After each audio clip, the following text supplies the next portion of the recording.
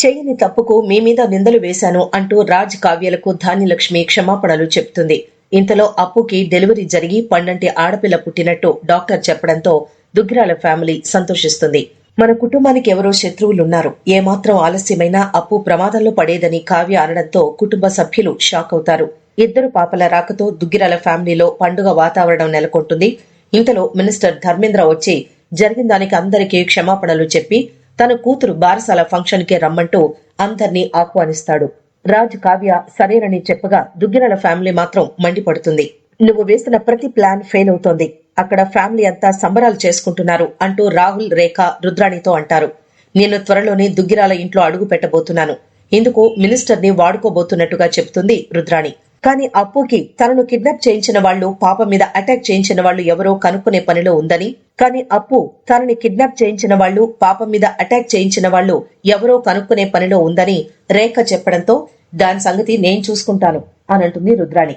పాప మీద అటాక్ చేయించిన వాళ్లను ఏం చేయమంటారు అని పోలీసులు ఫోన్ చేయడంతో అప్పు ఆలోచనలో పడుతుంది. ఇదంతా గత ఎపిసోడ్ లో హైలైట్ గా జరిగింది. ఇక ఫిబ్రవరి 20వ తేదీ ఎపిసోడ్ 961లో ఇంకా ఏం జరిగిందో చూద్దాం. కళ్యాణ్, అప్పులు ఫంక్షన్ కోసం తయారవుతూ ఉండగా అప్పుకి పోలీసులు ఫోన్ చేస్తారు. పాప మీద అటాక్ చేసిన వారిలో కొంతని పట్టుకుని సీక్రెట్ గా ఉంచాం కదా, వాళ్ళని ఏం చేద్దాం అని అడుగుతారు. ఇంకా లేట్ చేస్తే ఈ విషయం సిఐ గారికి తెలిసిపోతుందని అంటారు. నేను పర్సనల్ పనుల్లో పడి దాని సంగతి మర్చిపోయాను, వాళ్ళేమైనా నోరు విప్పారా అని అడుగుతుంది అప్పు. అందులో ఒక వ్యక్తి నోరు జారి వాళ్లకు డబ్బులు ఇచ్చింది ఒక లేడీ అని చెప్పేశాడు, కానీ ఆమె పేరు అడిగితే మాత్రం చెప్పడం లేదు అని అంటాడు. దాంతో నేను బయలుదేరుతున్నాను అని అంటుంది అప్పు. ఈ మాటలన్నీ విన్న కళ్యాణ్, నేను అక్కడికి తీసుకెళ్తాను, కానీ ముందు మినిస్టర్ ఇంట్లో ఫంక్షన్ కి వెళ్లి తర్వాత అక్కడికి వెళదాం అని అంటాడు. మొన్న కిడ్నాప్ జరిగిన దగ్గర నుంచి మనల్ని బయటికి పంపడానికి అమ్మ కంగారు పడుతోంది అని అంటాడు. అప్పు బ్రతిమలాడ్డంతో కళ్యాణ్ చివరికి సరేనంటాడు. కావ్య బిడ్డతో ఆడుకుంటున్న ఇందిర పాపకి ఏం పేరు పెట్టాలనుకుంటున్నారు అని అడుగుతుంది. అదేదో నువ్వే చెప్పు అని అంటాడు రాజ్. ఏ పేరు పెట్టినా సాంప్రదాయంగా ఉండాలి అని అంటుంది ఇందిరాదేవి. నాకు తెలిసి చక్కగా సాంప్రదాయంగా ఉండే పేరంటే ఇందిరాదేవి అని అంటాడు రాజ్. నా పేరు ఈ బిడ్డకొద్దు, ఇది పెద్దయ్యాక ముసల్దాని పేరు పెట్టారంటూ మమ్మల్ని తిట్టుకుంటుంది అని అంటుంది ఇందిర. ఇందిరాదేవిని షార్ట్ కట్ చేస్తే ఇందు అవుతుంది అని అంటాడు రాజ్.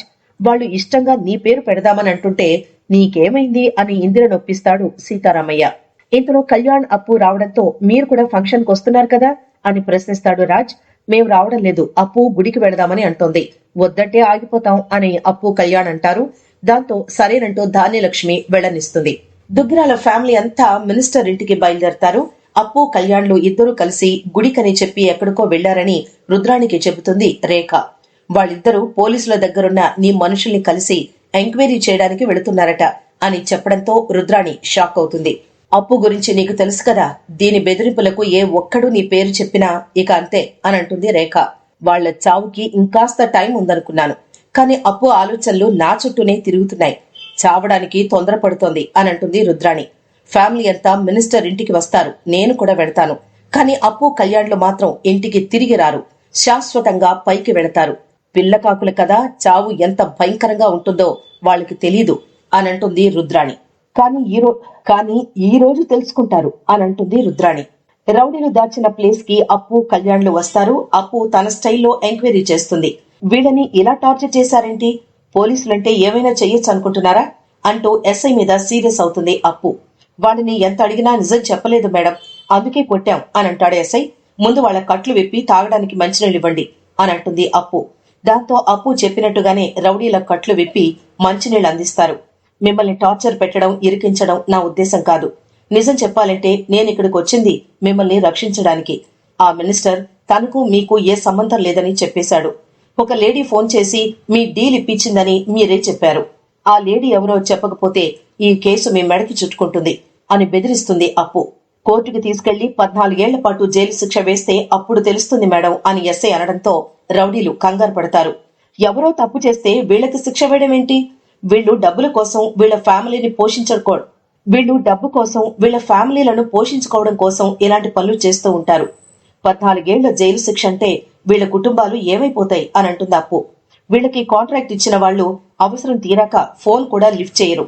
వీళ్లు కడుపున పుట్టిన పాపానికి పిల్లలు రోడ్డున పడతారు అని అంటుంది అప్పు.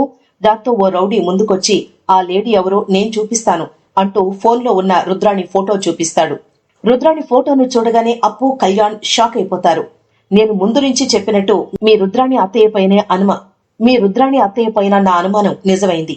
వెంటనే ఈ విషయం మన వాళ్ళకి చెప్పాలి అని అంటుంది అప్పు ఆవేశంగా. తన పాప బారసాల ఫంక్షన్ కి భారీ ఏర్పాట్లు చేస్తాడు మినిస్టర్ ధర్మేంద్ర. కావ్య, రాజులను చూడగానే తులసి, ధర్మేంద్ర ఎంతో సంతోషిస్తారు. తన పాపనెత్తుకుని ముద్దు చేస్తూ ఉండగా తులసి కంటతడి పెడుతుంది. మా వల్ల జరిగిన తప్పును క్షమించడమే కాక మీ కుటుంబం అంతా వస్తారని నేను అనుకోలేదు అని అంటుంది తులసి. తప్పు చేసిన వాళ్లను క్షమించడంలో మానవత్వం ఉంటుంది అని అంటాడు రాజ్. ఇలాంటి మనస్తత్వం మీకే సొంతం అని అంటాడు ధర్మేంద్ర. వాడు దుగ్గిరాల వారింటి వారసుడు. మా కుటుంబానికి బ్రతుకు నేర్పించిన వాడయ్యాడు. మీరు మా ఇంటికొచ్చి మీ పాప బారసాల ఫంక్షన్ కి పిలవగానే సుముఖంగా లేమని చెప్తుంది అపర్ణ.